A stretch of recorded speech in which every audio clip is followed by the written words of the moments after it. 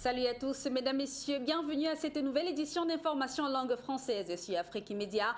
Merci de nous recevoir chez vous pour cette tranche d'information. Nous ouvrons ce bulletin d'information aujourd'hui par Sao Tomé, où l'Action indépendante et démocratique ANABG ADI est justement le parti au pouvoir qui a perdu sa majorité absolue. Et c'était donc après les élections législatives qui se sont tenues le 7 octobre 2018 dans le pays. Et cette majorité absolue que le parti au pouvoir a perdu à l'Assemblée nationale fait donc suite à justement les résultats provisoires publiés par les autorités du pays. Les détails avec vous, Serge Taboué. 25 sièges sur 55, c'est le résultat obtenu par le Parti Action démocratique indépendante à l'issue des législatives du 8 octobre 2018. Avec ce nombre de sièges, le parti au pouvoir, même s'il arrive en première position, perd ainsi la majorité absolue, loin derrière les 33 sièges de la précédente législature. Pour gouverner, l'ADI prévoit s'associer au mouvement citoyen indépendant de Sao Tomé et Principe, qui a obtenu 2 sièges. De son côté, le principal parti de l'opposition, le Mouvement pour la libération de Sao Tomé et Principe, a remporté 23 sièges et a en vue une coalition avec les 5 députés d'une coalition d'autres petits partis d'opposition. Quelques 90 000 électeurs de cet archipel de 200 000 habitants s'étaient massivement rendus aux urnes pour ces élections locales. Sao Tomé et Principe a rejoint le multipartisme en 1991 après 15 ans de gouvernement marxiste et de parti unique du président Manuel Pinto da Costa, qui a dirigé le pays après son indépendance du Portugal en 1975. Au Cameroun, l'Union africaine a fait une déclaration concernant les élections présidentielles qui se sont donc tenues le 7 octobre 2018 dans le pays. Une déclaration selon laquelle les acteurs politiques et camerounais gagneraient à préserver la paix avant, pendant et après les résultats officiels de ces scrutins. Les détails avec Victoire Dimala. Au Cameroun, l'Union africaine se dit être préoccupée de l'atmosphère politique très tendue après la tenue du scrutin de la présidentielle du 7 octobre dernier. L'institution panafricaine appelle les acteurs politiques camerounais à plus de retenue. Une exhortation adressée particulièrement aux candidats de la présidentielle via une déclaration du président de la Commission de l'Union africaine, Moussa Faki Mahamat, rendue publique ce 9 octobre. Dès le lendemain de l'élection présidentielle, le professeur Maurice Kamto, leader du mouvement pour la renaissance du Cameroun, le MRC, annonçait déjà sa victoire et appelait d'ailleurs le président sortant à organiser de suite une transition. Le gouvernement, quant à lui, répond au candidat Maurice Kamto en le traitant de hors-la-loi. Un climat très tendu qui semble déjà chauffer le pays. Par la voix du président de la Commission de l'Union africaine, quelques conseils ont été prodigués à la classe politique camerounaise. Moussa Faki Mahamat souligne la nécessité pour les acteurs politiques de faire preuve de la plus grande retenue et de s'abstenir de toute déclaration ou action susceptible de générer des tensions. Toute réclamation liée au processus électoral doit être traitée dans le cadre des mécanismes juridiques existants. Rappelons que le 6 octobre, la veille du scrutin de la présidentielle, le directeur de protocole et des affaires consulaires du ministère des Affaires étrangères camerounais avait accueilli à Yaoundé une mission d'observateurs africains, avec à sa tête l'ancien Premier ministre togolais, chef de la mission d'observateur électoral de l'Union africaine au Cameroun. 9 candidats, dont le président Paul Biya, ont challengé avec vigueur dans les urnes, dans l'espoir de présider aux destinées du Cameroun. Les résultats de l'élection sont impatiemment attendus. Une annonce réservée exclusivement au Conseil constitutionnel, 15 jours après le vote.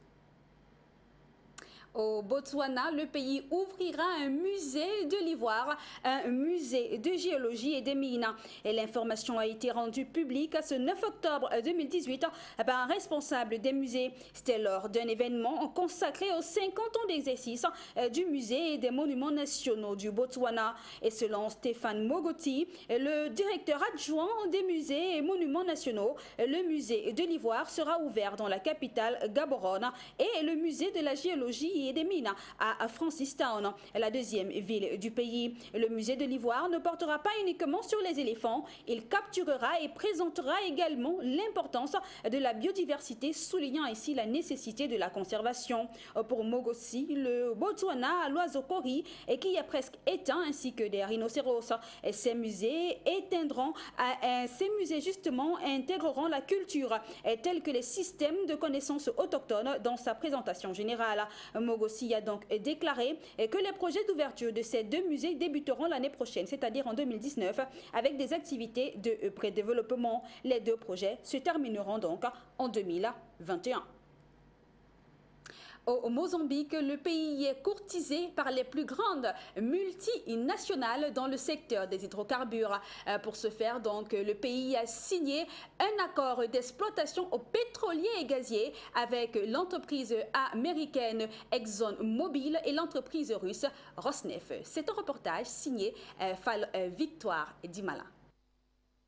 Le Mozambique vient de signer des accords d'exploration pétrolière et gazière avec les sociétés américaine ExxonMobil et russe Rosneft. Les multinationales se sont vues attribuer des permis pour 3 zones dans un pays où la richesse du sous-sol attire les plus grandes multinationales des hydrocarbures depuis la découverte des réserves gigantesques de plus de 5000 mètres cubes de gaz au large des côtes mozambicaines. Des accords d'exploration gazière et pétrolière signés depuis 2015 à Maputo, octroyant ainsi licence d'exploration pour le Mozambique qui espère la relance de son économie, susceptible d'engager une mobilisation de 700 millions de dollars d'investissement, notamment dans le secteur des sociétés de l'énergie, qui a besoin d'une forte mobilisation de fonds pour le développement énergétique. De plus, le gouvernement mozambicain se prépare à signer des accords similaires avec Sasol d'Afrique du Sud et Eni d'Italie. D'ailleurs, la compagnie italienne Eni a déjà engagé environ 8 milliards de dollars pour sa plateforme d'extraction et de liquéfaction. Le Mozambique entame alors un tournant décisif de son économie, d'où la signature de plusieurs accords. En effet, le pays espère se redorer une place cruciale auprès des donateurs internationaux au travers de ses ressources en pétrole et en gaz naturel, des atouts qui pourraient lui permettre de sortir de son endettement. Le pays ne subventionnera pas les produits de première nécessité et ce, même si justement la fluctuation de la monnaie est quotidienne et même si l'inflation est en hausse. Motaz Moussa, le premier ministre soudanais, l'a donc annoncé le 8 octobre 2018 devant le Parlement après la dévaluation de la livre sterling. Il a également dévoilé le montant de la dette extérieure du pays et qui s'élève à environ 56 milliards de dollars. L'économie soudanaise est en difficulté depuis la sécession du Sud en 2011 avec les 3/4 de la production pétrolière en privant Khartoum d'une source cruciale de devises étrangères. Et ces derniers mois, les liquidités en monnaie locale dans les banques commerciales se sont asséchées, occasionnant ainsi de longues files d'attente à l'extérieur des banques et des limites sur les retraits quotidiens. Le mois dernier, le président Omar El-Béchir a limogé quelques membres du gouvernement en les jugeant peu efficaces face aux difficultés économiques. Le pays est confronté donc à une inflation de plus de 65% et les prix de denrées alimentaires ont plus que doublé au cours de la dernière année. En Afrique, nous parlons de la zone franc. Les ministres justement de cette zone-là se sont réunis le 8 octobre 2018 à Paris. Il était donc question de parler des défis monétaires de leur espace commun et donc rehausser donc les recettes fiscales pour essayer de contenir les dettes. Voilà ce qui était au cœur de leur échange durant justement leur assise. C'est du moins ce que nous fait savoir Linda Sibafo dans ce reportage. Quel signe? Halte à la corruption dans les pays membres de la zone franc. Le ministre des Finances et de l'Économie français a adopté un texte visant à lutter contre le blanchiment et le financement du terrorisme en Afrique. Bruno Le Maire a ainsi déclaré qu'il s'agit d'une étape importante pour une meilleure mobilisation des recettes fiscales. Le texte approuvé le 8 octobre à Paris par les pays membres de la zone à l'issue d'une réunion des ministres des Finances vise ainsi à lutter contre le blanchiment et le financement du terrorisme. Il s'est par ailleurs félicité de ce que tous les États soient tombés d'accord pour adopter un plan d'action et un calendrier détaillé pour le renforcement de la lutte anti-blanchiment et de la lutte contre le financement du terrorisme. Le résultat, un abattement considérable de l'endettement. Selon un rapport de la Banque mondiale rendu public à l'occasion de la réunion des ministres des Finances dans la capitale française, la croissance en zone franc demeure encore insuffisante pour permettre un véritable décollage économique. Le franc CFA, cette monnaie qui fédère 14 pays francophones d'Afrique, de l'Ouest et du Centre, dont 8 appartenant à l'UEMOA et 6 à la CEMAC, est liée à l'euro par un système de parité fixe. Aux 14 pays utilisant le franc CFA s'ajoutent les Comores, dont la monnaie est le franc comorien, et la France, dont 3 collectivités du Pacifique utilisent le franc pacifique. La réunion habituelle qui s'est tenue le 8 octobre dernier à Bercy revêt un caractère particulier à la veille des assemblées d'automne du FMI et de la Banque mondiale qui se tiendront à Bali du 12 au 14 octobre prochain. Au Kenya, nous mettons le cap. Là-bas, cette fois-ci, plus de 50 personnes ont perdu la vie ce mercredi 10 octobre 2018 dans le pays. C'était donc lors d'un accident d'un autocar dans l'ouest du Kenya. L'information a été rendue publique et par la police ce jour. Les détails avec vous, Fallon Tunia. Selon un responsable de la police de la province de la vallée du Rift, plus de 50 personnes ont perdu la vie mercredi matin dans un accident d'autocar dans l'ouest du Kenya.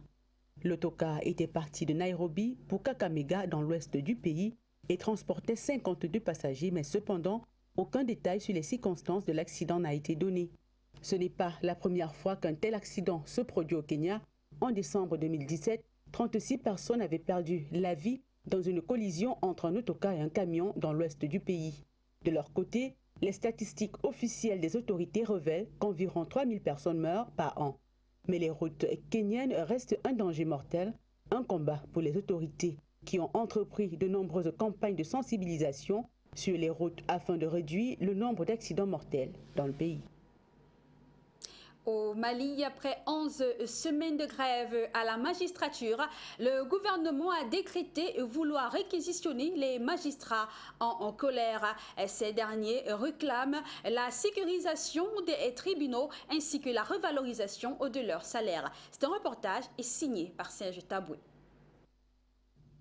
Le gouvernement malien depuis le 9 octobre 2018 est en faveur d'un retour des magistrats dans les tribunaux. Un acte manifesté à travers un décret lu à la télévision nationale par le ministre de la fonction publique. Ainsi, les procureurs, magistrats de la cour d'appel et des différents tribunaux sont tous réquisitionnés d'office pour la reprise du travail. Au dit du gouvernement, le mouvement entamé le 25 juillet 2018 ne respecte pas le service minimum. Voici plus de 70 jours donc que les audiences ne se tiennent pas, que les actes ne sont pas délivrés, paralysant totalement la justice.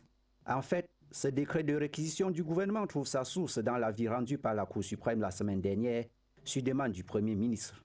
Selon cette haute juridiction, la grève des magistrats est illégale. Notons que la pomme de discorde entre le gouvernement malien et les magistrats tourne autour de la sécurisation du personnel judiciaire sur tout le territoire, la revalorisation de la grille salariale. Déjà le 18 septembre 2018, la rencontre entre le ministre de la Justice Tiena Coulibaly avec les différents syndicats que sont le syndicat libre de la magistrature et le syndicat autonome de la magistrature n'avait pas été suivi d'effets positifs. Un fiasco qui avait poussé le bâtonnier à transmettre une correspondance sur des éléments factuels de la grève au Premier ministre. Ce dernier, à son tour, saisissait la Cour suprême malienne pour apprécier la légalité du mouvement de grève. À Kinshasa, c'est ce mercredi 10 octobre 2018 que la justice doit commencer à statuer sur l'affaire dite des mercenaires. Ce procès oppose donc le ministère public et l'opposant Moïse Katumbi qui ne sera pas justement là lors de ce procès. C'est un reportage signé Tony Michael Minga. Moïse Katumbi ne sera pas présent à ce procès dans l'affaire dite des mercenaires. L'opposant se trouve actuellement à l'étranger. En exil forcé en Belgique, Katumbi, selon ses avocats, serait interdit de rentrer en RDC. Détenteur d'un passeport semi-biométrique qui devrait expirer en 2020, L'ancien gouverneur du Katanga attend un passeport biométrique qu'il aurait sollicité auprès du ministère des Affaires étrangères il y a 4 mois déjà. Depuis fin 2017, les autorités congolaises exigent l'usage du seul passeport biométrique pour tout voyage vers la RDC. Une des pièces maîtresses de ce procès, l'Américain Daryl Lewis, sera également absent à la barre. Il affirme sur les réseaux sociaux que l'ambassade de la RDC à Washington lui a refusé le visa pour la 2e fois au motif que seule la Cour de cassation peut solliciter pour lui ce visa. Le camp Katumbi soupçonne alors un piège, une condamnation par défaut, comme devant le tribunal de paix de Kabalondo, à Lubumbashi, dans l'affaire dite d'escroquerie de maison. La défense de l'opposant s'est résolue à écrire à la Cour de cassation pour qu'elle mène des démarches afin de faciliter l'arrivée au pays des 2 personnalités. Selon les observateurs, les magistrats nommés à la Cour de cassation n'ayant pas encore prêté serment ne devraient pas siéger légalement. En conséquence, l'ouverture du procès pourra être reportée jusqu'à la régularisation de cette situation.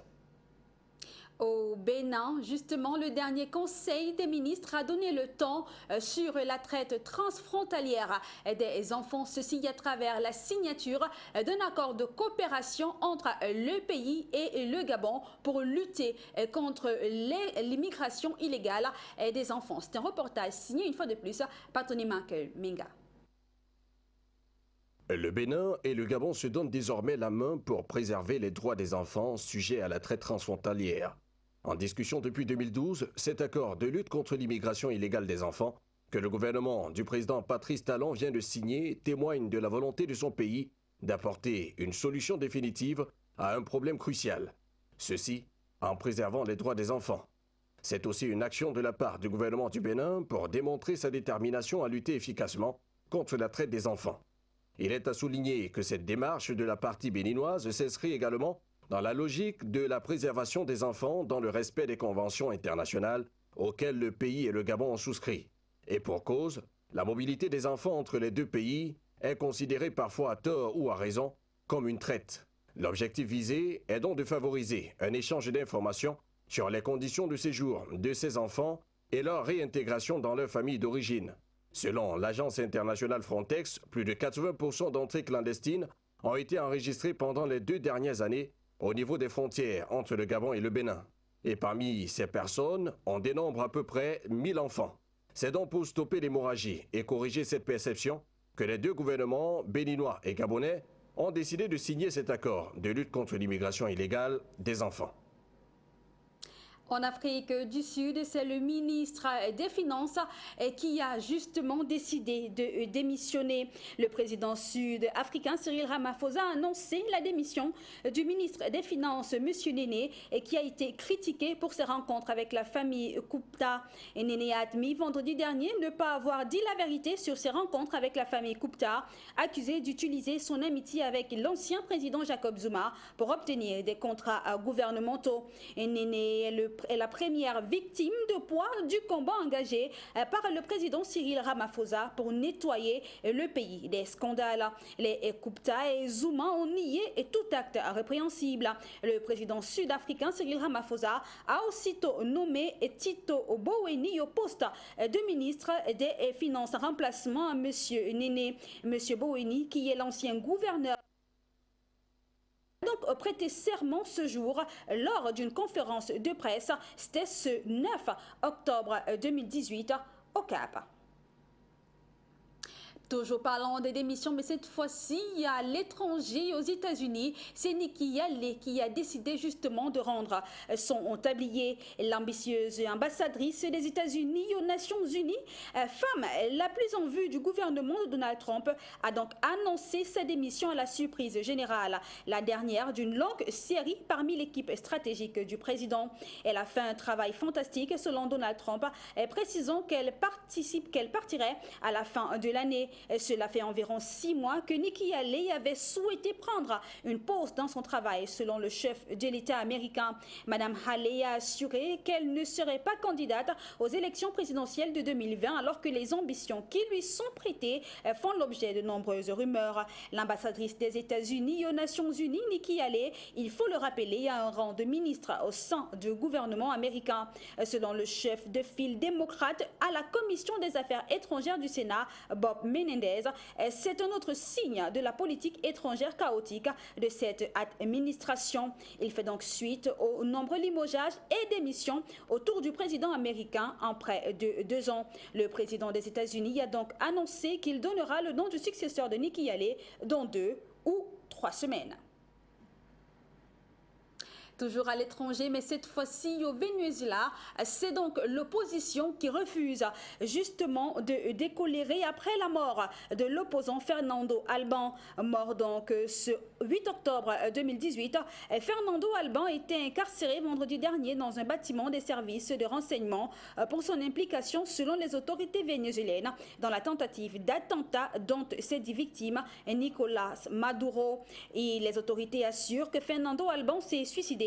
Le procureur général de la République, nommé par l'Assemblée constituante, a affirmé que Fernando Albán a demandé à aller aux toilettes et une fois là-bas, il s'est jeté dans le vide depuis le 10e étage.